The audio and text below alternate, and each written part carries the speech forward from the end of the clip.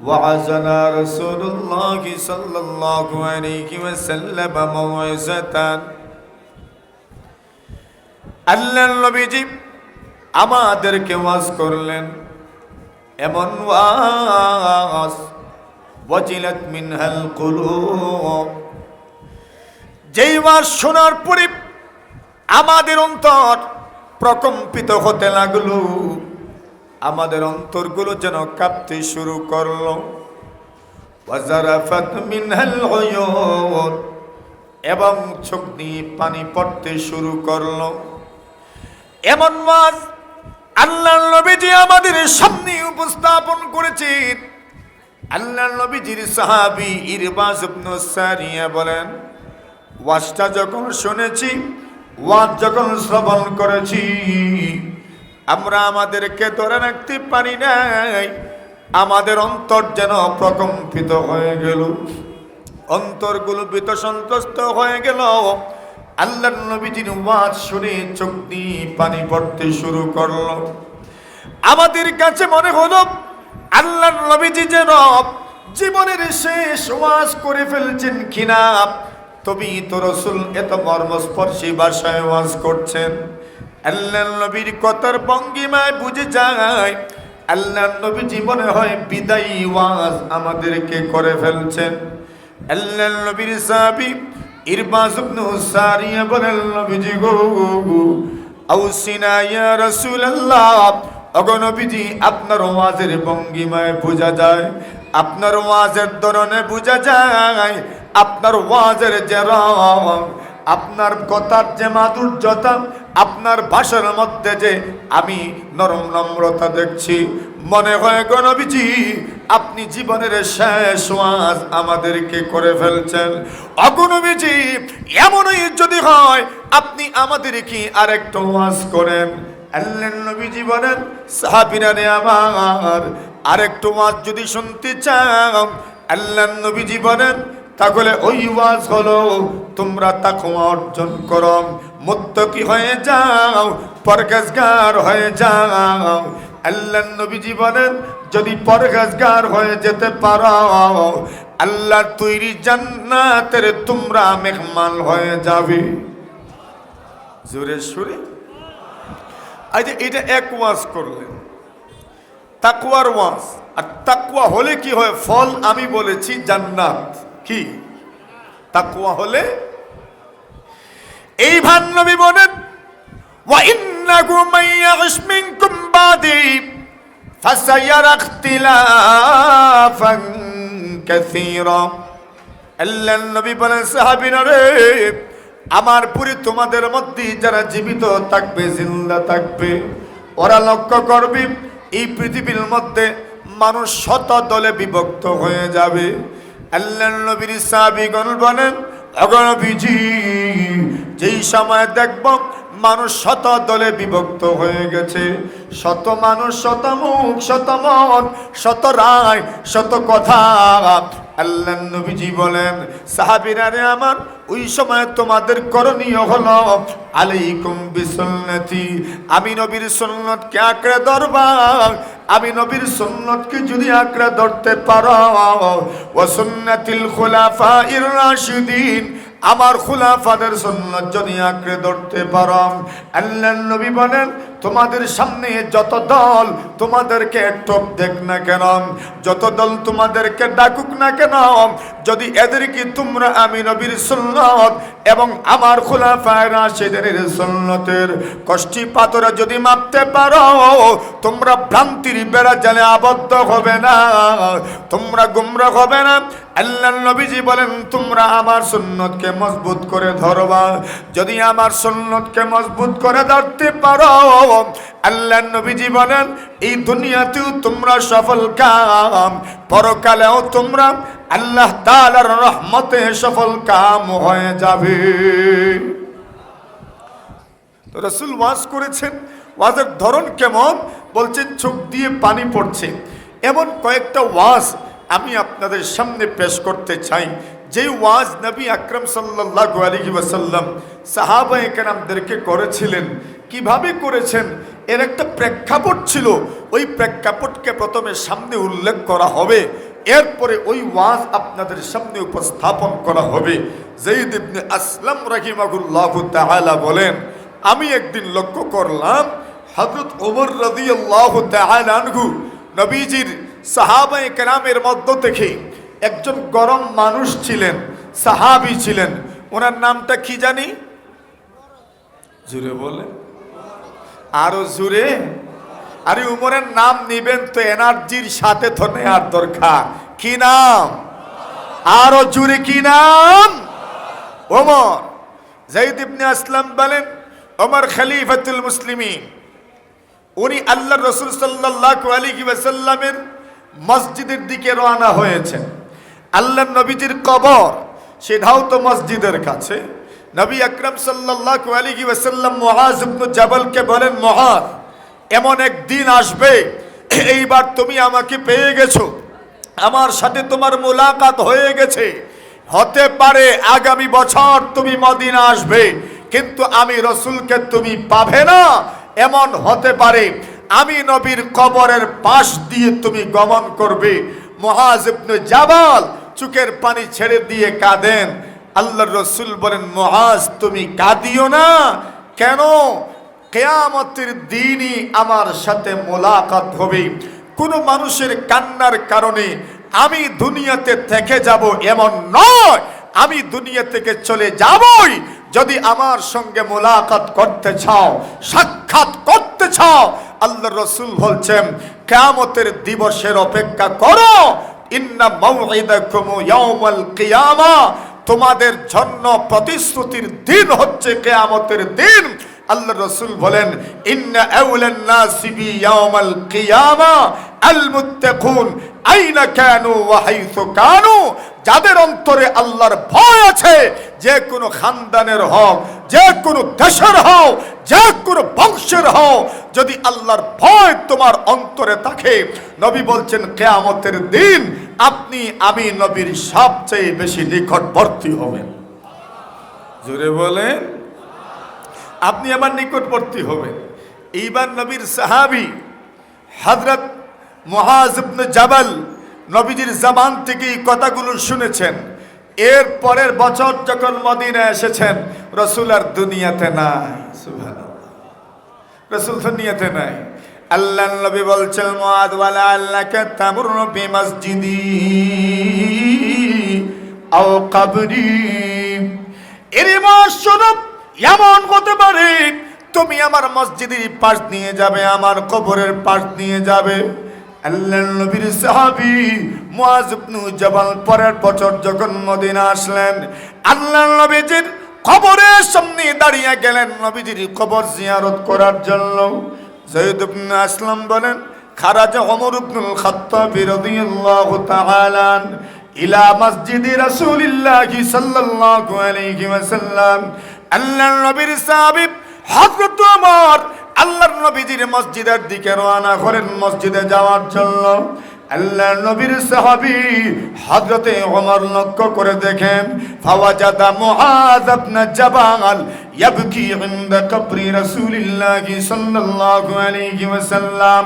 হযরত ওমর লক্ষ্য করে দেখেন মুআজ ইবনে জাবাল আল্লাহর নবীজির কবরের পাশে বসে বসে কান্না করছেন। সুবহানাল্লাহ, আল্লাহর নবীজির কবরের পাশে উনি বসে বসে কান্না করছেন।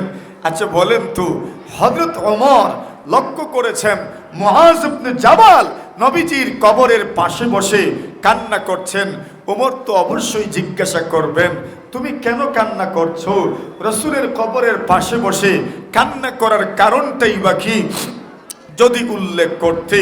আল্লাহর নবীর সাহাবী ওমর বলেন, মা ইউবিকিকা ইয়া মুআজ, ও নবীর সাহাবী, ও মুআজ, কেন তুমি কান্না করাম? এমন কোন জিনিস তোমাকে কাঁদতে বাধ্য করলো, তোমাকে কান্না করতে বাধ্য করলো? এরে মুআজ ইবনে জাবাল, আমি তোমাকে নবীজির কবরের পাশে বসে বসে কান্না করতে দেখলাম, কারণটা জানতে চাই। এমন কোন কথাগুলো তোমার স্মরণ হয়ে গেল? কেনই বা তুমি কান্না শুরু করে দিলেন? আল্লাহর নবীর সাহাবী মুআজ ইবনে জাবাল রাদিয়াল্লাহু তাআলা আনহু বলেন, ওগো নবীর সাহাবী ওমর, খলিফাতুল মুসলিমিন, আমি নবীজির কবরের পাশে বসে কেন কান্না করি জানেননি? আল্লাহর নবীজির জবান থেকে আমি এমন কিছু কথা শুনেছি গো, ওই কথাগুলো আমার স্মরণ হয়ে গেছে। এই জন্য আমি আমাকে ধরে রাখতে পারি নাই, কন্ট্রোল করতে পারি নাই, নিয়ন্ত্রণ করতে পারি নাই। আল্লাহর নবীজির কবরের পাশে যখন দাঁড়ালাম, ওই কথাগুলো আমার স্মরণ হয়ে গেছে। কথাগুলো স্মরণ হতে দেরি আমি আমার মনটাকে প্রভু দিতে পারি নাই, আমার চোখ থেকে অঝর দ্বারায় পানি পড়তে শুরু হয়েছে। সুবহানাল্লাহ। মানে রাসূলের জীবনের এমন কতগুলো কথা আমার স্মরণ হয়েছে, এই কথাগুলো স্মরণ হওয়ার কারণে আমি এইবার কান্না করছি। সুবহানাল্লাহ বলেন। কি বুঝা খেল? রাসূলুল্লাহ দুনিয়াতে নাই, ওনার কথাগুলো স্মরণ হচ্ছে, এই জন্য কাঁদছি। এই দুনিয়াতে কত সন্তান এমন আছে, মা বাবার জীবনের শেষ সময়ের কথাগুলো যখন স্মরণ হয়, তখন সন্তানরা কান্না করে আর বলে, আহা, আমার মায়ের কথাগুলো আমার স্মরণ হচ্ছে, আমার বাবার কথাগুলো আমার স্মরণ হচ্ছে। নবীর সাহাবায়ে কেরাম নবীজিকে তো এর চেয়ে আরো 1000 গুণ বেশি মহব্বত করতেন, ঠিক না? তো এদের তো কান্না আসবেই। নবী আকরাম সাল্লাল্লাহু আলাইহি ওয়াসাল্লামের সাহাবী মুআজ, ওনার সাথে নবীজির আলাদা আরেকটু সম্পর্কও ছিল। মুআজ ইবনে জাবাল রাদিয়াল্লাহু তাআলা আনহু বলেন, একদিন নবীজি আমার হাতে ধরলেন, আমার হাতে ধরে বলেন, মুআজ, ওয়াল্লাহি ইন্নী লা উহিব্বুকা ইয়া মুআজ। আল্লাহর নবীর সাহাবী মুআজ ইবনে জাবাল বলেন, মুআজ, আল্লাহর নবীজি আমাকে সম্বোধন করে বলেন, আমার হাতে ধরে আমার নবীজি আমাকে সম্বোধন করে বলেন, মুআজ, আল্লাহর কসম করে বলি, আমি নবীজি তুমি মুআজকে মহব্বত করি। জোরে বলে, বুঝেছেন? আরে নেতা যদি কর্মীকে হাতে ধরে বলেন, আমি তোমাকে মহব্বত করি, আমি তোমাকে নিয়ে গর্ব করি, আমি তোমাকে নিয়ে গর্বিত, তাহলে এই কর্মীর মন চাঙ্গা হওয়ার জন্য আর কিছু লাগে না, ঠিক না বে ঠিক? রাসূলুল্লাহ মুআজের হাতে ধরে বলছেন, ও মুআজ, আল্লাহর কসম আমি তোমাকে মহব্বত করি। এইবার মুআজ ইবনে জাবাল বলেন, ইয়া রাসূলুল্লাহ, আপনি আমাদেরকে মহব্বত করেন, আমরা আপনাকে মহব্বত করি, আমাদের জন্য আপনার মহব্বত আমাদের ঈমানের মানদণ্ড, আর আপনি আমাদেরকে মহব্বত করেন। ওগো রাসূল, আপনাকে মহব্বত না করলে আমাদের ঈমান পূর্ণতা লাভ করে না, আপনি আমাদেরকে মহব্বত করেন। আমার ভাইরা, মহব্বত তো একতরফা হয় না, মহব্বত দুই তরফা হয়। একদিকের মহব্বত এটা বড় কষ্টকর, দুনো দিক থেকে মহব্বত হয়। আপনি যদি রাসূলকে মহব্বত করেন, রাসূলও আপনাকে মহব্বত করেন। কথা বলেন ঠিক না? আপনি যদি আল্লাহকে মহব্বত করেন, আল্লাহও আপনাকে মহব্বত করেন। এইবার রাসূল সাল্লাল্লাহু আলাইহি ওয়াসাল্লামের সাহাবী মুআজ ইবনে জাবাল রাদিয়াল্লাহু তাআলা আনহু বলেন, আল্লাহর রাসূল আমাকে বললেন, ও মুআজ ইবনে জাবাল, আমি তোমাকে মহব্বত করি, এই জন্য আমি তোমাকে একটা নসিহত করতে চাই। আল্লাহর হাবিব বলেন, মুআজ, আমি যে তোমাকে মহব্বত করি, এই জন্য আমি তোমাকে নসিহত করতে চাই।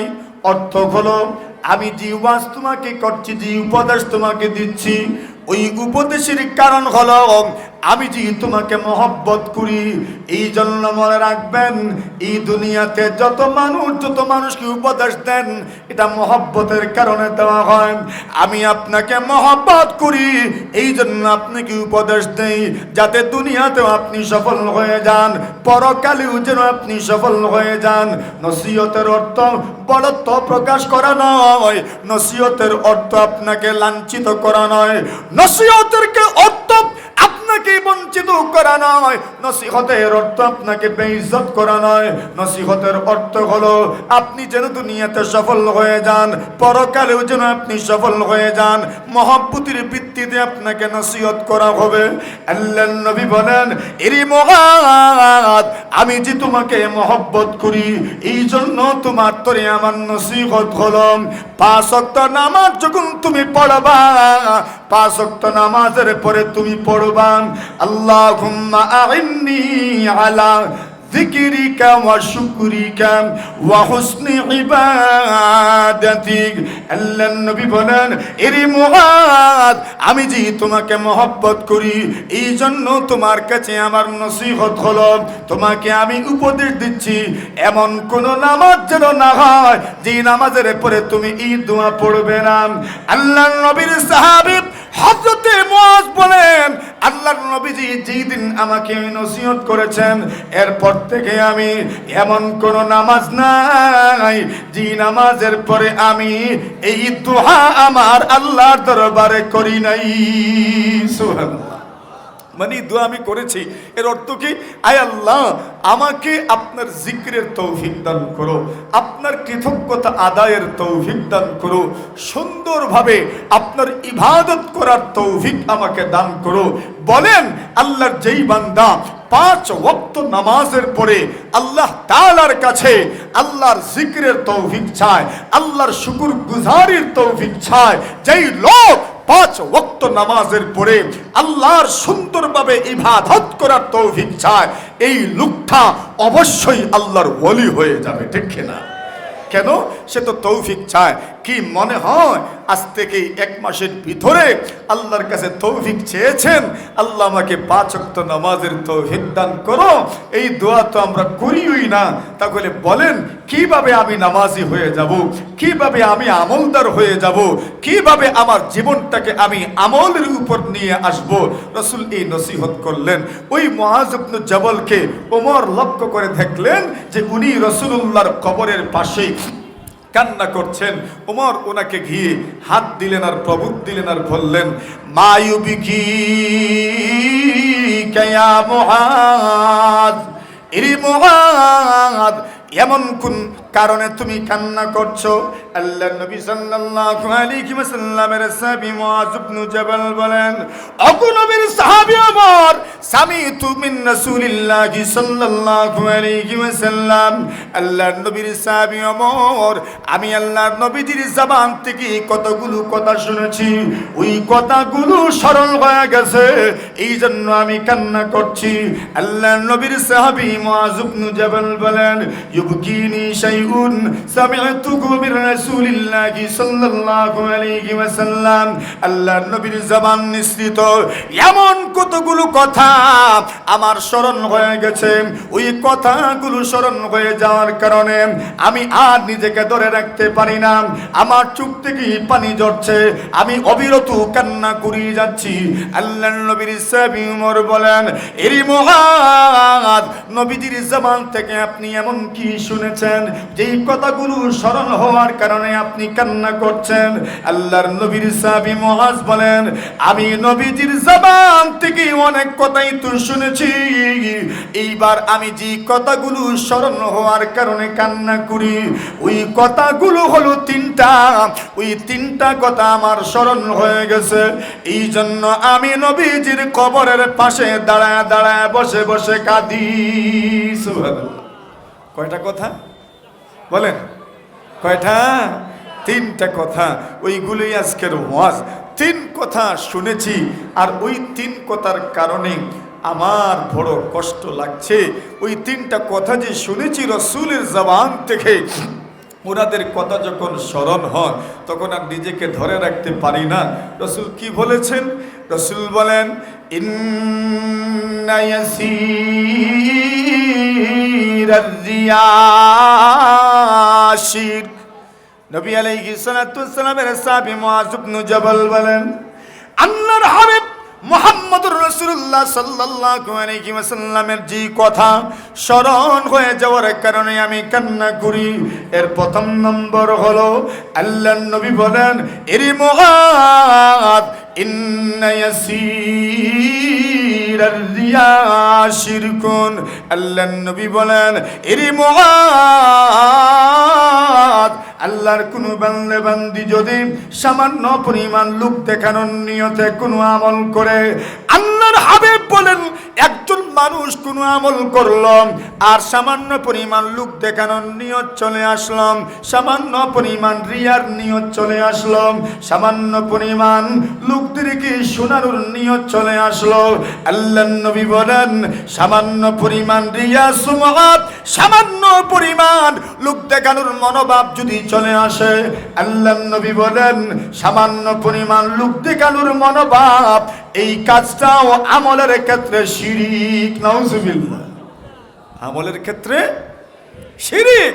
সামান্য পরিমাণ যদি লোক দেখানোর নিয়তে কিছু করো, রাসূল আকরাম সাল্লাল্লাহু আলাইহি ওয়াসাল্লাম বলেন এইটাও শিরকের পর্যায়ে পৌঁছে যায়। নাউজুবিল্লাহ বলেন জোরে সুরে। এখন দেখেন কতগুলো আমল যে আমাদের বরবাদ হয়ে যাবে। আল্লাহ এই জন্যই বলছেন, বাল তুসিরুনাল হায়াতাদ দুনিয়া ওয়াল আখিরাতু খায়রুন ওয়া আবকা। আল্লাহ বলেন তোমরা দুনিয়াকে প্রাধান্য দাও। কেন প্রাধান্য দাও? দুনিয়ার ক্ষেত্রে তো দুনিয়াকে প্রাধান্য দেও, ওই সাথে সাথে আখিরাতের ক্ষেত্রেও দুনিয়াকে প্রাধান্য দেও। রাসূল বলছেন ইন্না ইয়াসিরার রিয়া শিরকুন। বান্দা আমল করলো আর সামান্য পরিমাণ লোক দেখানোর নিয়ত চলে আসলো, মনোভাবে একটু পরিবর্তন চলে আসলো মানুষকে দেখানোর জন্য, রাসূল বলছেন এই আমলটাও শিরকের অন্তর্ভুক্ত। কথা বলেন ঠিক না? কেন শিরকের অন্তর্ভুক্ত? এটা ছোট শিরিক আমরা বলি, এর অর্থ হলো আমার আমল একমাত্র কার জন্য হবে? জোরে সুরে বলেন, আরো জোরে। একমাত্র কার জন্য? আল্লাহর জন্য। যেই আমলগুলো ইখলাসের সাথে হয়, যেই আমলগুলো ইখলাসের সাথে হয়, একনিষ্ঠতার সাথে হয়, একাগ্র চিত্তের সাথে হয়, আল্লাহর রাসূল বলছেন ছোট্ট আমলও যদি হয়, ওই ছোট্ট আমলের মাধ্যমে আল্লাহ গুনাহ মাফ করে দেবে। যেমন একটা উদাহরণ দিই, আমরা ইমাম সাহেব যখন নামাজে সূরাতুল ফাতিহার শেষে গায়রিল মাগদুবি আলাইহিম ওয়ালাদ-দাল্লিন বলেন, আমরা কি পড়ি? আমিন পড়ি। আল্লাহ রাসূল বলছেন এই আমিন একটা আমল। আল্লাহর নবী বলেন মান ওয়াফাকা তা'বিনুহু তা'বিনাল মালাইকা গুফিরা লাহু মা তাকাদ্দামা মিন যামবিহি। আল্লাহর নবী বলেন এর উম্মত শুনো, একজন মানুষ আমিন বলল, শুধু মানুষই আমিন বলে না, আল্লাহর ফেরেশতাগণ আমিন বলেন। আল্লাহর নবীজি বলেন মান ওয়াফাকা তা'বিনুহু তা'বিনাল মালাইকা ফিল ইখলাস ওয়া ফিল খুশুই ওয়াল খুদুই। আল্লাহর নবীজি বলেন আল্লাহর কোন বান্দার আমিন যদি ফেরেশতাদের মতো আমিন হয়ে যায়, আল্লাহর ফেরেশতাগণ যে পরিমাণ একনিষ্ঠতার সাথে, একাগ্র চিত্তের সাথে, ইখলাসের সাথে, খুশু খুজুর সাথে আল্লাহর ফেরেশতাগণ যেমন আমিন বলেন, আল্লাহর কোন বান্দা মুসল্লি মসজিদের মধ্যে অথবা জামাতি শরীক হওয়ার পরে ইখলাসের সাথে যদি আমিন বলে দিল থেকে, মন থেকে, আল্লাহর নবীজি বলেন ওই আমিনের সওয়াব কি পরিমাণ। নবীজি বলেন বুখারী শরীফের রিওয়ায়াত গুফিরা লাহু মা তাকাদ্দামা মিন যামবিহি। আল্লাহর নবী বলেন ওই লোকটা আমিন বলতে দেরি হবে, আল্লাহ তাআলা তার আগের সমূহ গুনাহ মাফ করে দিবেন। কি বলার কারণে? ইখলাসের সাথে বলেছে, রিয়া নাই, নম্রতার সাথে, ভদ্রতার সাথে, একনিষ্ঠতার সাথে, একাগ্র চিত্তে আমিন বলেছে। রাসূল বলছেন তোমার ওই আমিনই তোমার গুনাহ মাফের জন্য যথেষ্ট। জোরে বলে। এইবার ইমাম সাহেব রুকু থেকে দাঁড়ান, সামি আল্লাহু লিমান হামিদা। ইমাম সাহেব বলেন যারা আল্লাহর প্রশংসা করে তাদের প্রশংসা আল্লাহ শুনেন। আল্লাহ এখন মুক্তদিরে প্রশংসা করে রব্বানা লাকাল হামদ। আল্লাহর হাবিব বলেন একজন মানুষ যদি ইমাম সাহেব রুকু থেকে দাঁড়ানোর পরে ইমাম সাহেব অথবা মুক্তাদি যদি রব্বানা ওয়া লাকাল হামদু বলেন, অথবা রব্বানা লাকাল হামদ বলেন, অথবা আল্লাহুম্মা রব্বানা লাকাল হামদ, অথবা আল্লাহুম্মা রব্বানা ওয়া লাকাল হামদু বলেন, আল্লাহর নবীজি বলেন গফিরা লাহু মা তাকাদ্দামা মিন যামবিহি। বুখারী শরীফের রিওয়ায়াত। আল্লাহর বান্দা বান্দি শুনো, যদি তুমি রব্বানা ওয়া লাকাল হামদু বলতে পারো, বলতে দেরি আল্লাহ তাআলা ওই রব্বানা লাকাল হামদু বলার কারণে পূর্বেকার যুগের সমূহ গুনাহ আল্লাহ তাআলা মাফ করে দিবেন। ইখলাসের আমল ছোটই, একটুই, সামান্যই। ওই কথাই রাসূল বলেছেন আখলিস দীনাক ইয়াকফিকাল আমালুল কালিল। সামান্য আমল যদি হয় আর ইখলাসের সাথে হয়, আল্লাহ তাআলা এর মাধ্যমেই তোমার বেড়া পার করায় দিবেন। সুবহানাল্লাহ বলেন। মুআজ ইবনে জাবাল বলেন আল্লাহর নবীজি বলেছেন ইন্না ইয়াসিরাল রিয়াশির। আল্লাহর নবী বলেন আল্লাহর কোন বান্দা বান্দি যদি সামান্য পরিমাণ লোক দেখানোর নিয়ত নিয়ে, সামান্য পরিমাণ মনোভাব নিয়ে আমল করে, আল্লাহর নবী বলেন এটাও শিরকের পর্যায়ে। ও ভাই, যদি এইভাবে মানুষ তার আমলকে নষ্ট নিজেই করে ফেলে, তাহলে যেরকম ফল আসার কথা ওই ফল আসবে না। কথা বলেন ঠিক না বেঠিক? একসময় মানুষ তো ইখলাসের সাথে সব কিছু করতেন, সব কষ্ট সহ্য করতেন, এগুলো কষ্ট মনে হতো না। কেন? প্রত্যেকের জানা ছিল মূল প্রতিদান কার কাছে মিলবে। জোরে বলেন, আরো জোরে বলেন। মূল প্রতিদান তো আল্লাহর কাছে। আর এখন আমরা সহ সবাই নগদ পেয়ে যেতে চাই, ঠিক না বেঠিক? এখন নগদ পাইবেন কেমনে? নগদ পাওয়ার আশায় আর কিছুই আমাদের হস্তগত হয় না, সব আমাদের থেকে দূরে যায়, দূরে যায়, দূরে যায়। অভাব কিসের? ইখলাসের অভাব। কিসের অভাব? ইখলাসের অভাব। ইবান নবী আলাইহিস সালাতু ওয়াস সালাম বলেন মান আদা লিল্লাহি ওয়ালিয়াম ফাকাদ বারাজাল্লাহ বিল মুহারাবা। আল্লাহ নবী সাল্লাল্লাহু আলাইহি ওয়াসাল্লাম বলেন, 2 নম্বর নসিহত করলেন। মুআজ বলেন আগু নবীর সাহাবী আমার আল্লাহর নবীজির জামানের যে কথাগুলো শুনে, এই যে কথাগুলো স্মরণ হয়ে যাওয়ার কারণে আমি কান্না করি। ওই কথাগুলোর 2 নম্বর কথা হলাম আল্লাহর নবীজি বলেন মান আদা লিল্লাহি ওয়ালিয়াম ফাকাদ বারাজাল্লাহ বিল মুহারাবা।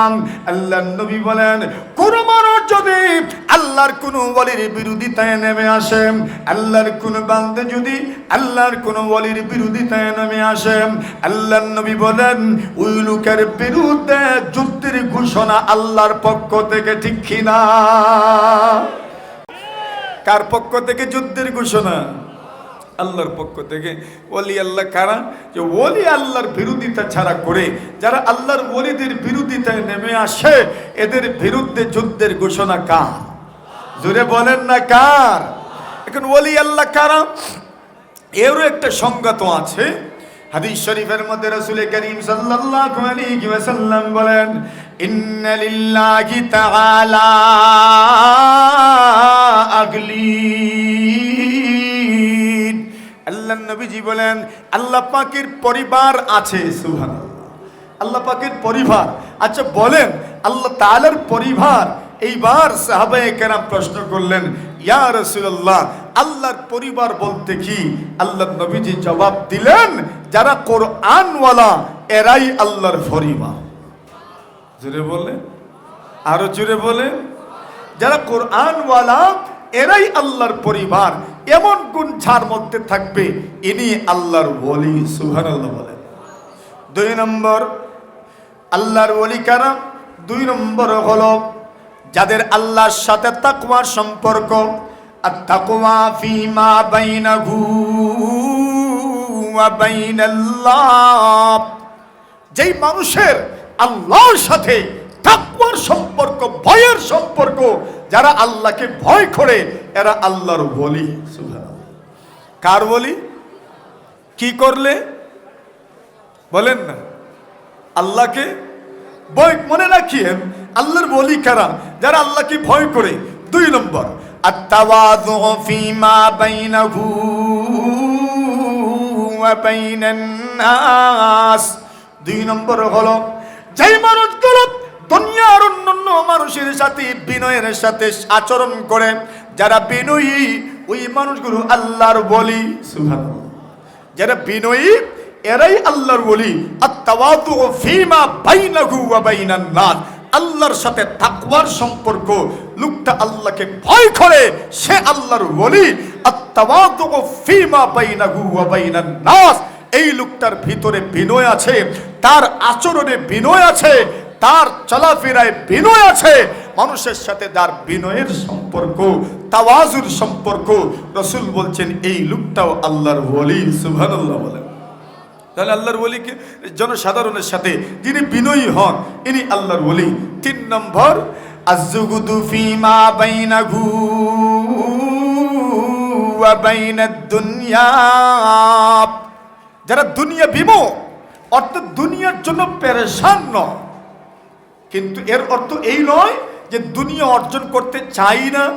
দুনিয়া তার জরুরত, দুনিয়া তার প্রয়োজন, কিন্তু সে দুনিয়ার জন্য লালচি নয়, লোভী নয়। সে ব্যবস্থা রেখেছে আর দুনিয়া তার কাছে আসছে, আসতে থাকুক, আলহামদুলিল্লাহ, সুবহানাল্লাহ। কিন্তু তার পেরেশানি নাই। কি নাই? পেরেশানি নাই। এই অর্থ নয় যে আপনি দুনিয়াকে বেমালুম ভুলে যাবেন, না। আপনি দুনিয়া লুবি নন, দুনিয়া লুবি নন আপনি। আয-যুগদু ফীমা বাইনাহু ওয়া বাইনাদ দুনিয়া। আইয়ুব আলাইহিস সালাতু ওয়াস সালাম গোসল করছেন। বুখারী শরীফে ইমাম বুখারী রাহিমাহুল্লাহু তাআলা তালিকান রিওয়ায়াত আনছেন, বাইনামা আইয়ুব আলাইহিস সালাতু ওয়াস সালাম ইয়াগতাসিলু উরিয়ানা। আইয়ুব আলাইহিস সালাতু ওয়াস সালাম গোসল করছেন, হঠাৎ করে দেখেন যে উনি যেখানে গোসল করছেন এখানে সোনার ফড়িং উড়াউড়ি করছে। জোরে বলে, সোনার ফড়িং দেখছেন? ফড়িং কি তো বলেন নাকি? ওই যে উড়াউড়ি করে কি বলেন? ফড়িং বলছেন। দেখলাম যে সোনার ফড়িং উড়াউড়ি করছে, এগুলো এসে ওনার একদম পাশে বসেছে।